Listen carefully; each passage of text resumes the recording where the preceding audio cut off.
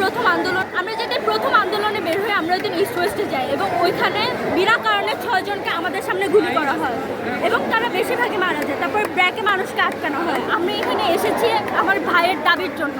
আমাদের ভাইয়ের রক্ত বৃথা যেতে দেব না। আমাদের ভাইকে মারা হলো কেন? অন্যায়ের কারণে ওদেরকে মারা হয়েছে, ওদেরকে মিথ্যা কারণে মারা হয়েছে। এগুলা বিচার চাই আমরা। যাদের হাতে অস্ত্র ছিল না তাদেরকেও বলা হচ্ছে যে তাদের হাতে নাকি অস্ত্র ছিল। মিথ্যা কথা বলা হচ্ছে যে এগুলা নাকি অন্য মানুষরা মারছে এসেছিল, কিন্তু ওদেরকে ওদের অধিকার না দিয়ে রাজাকার বলে দেওয়া হয়েছে।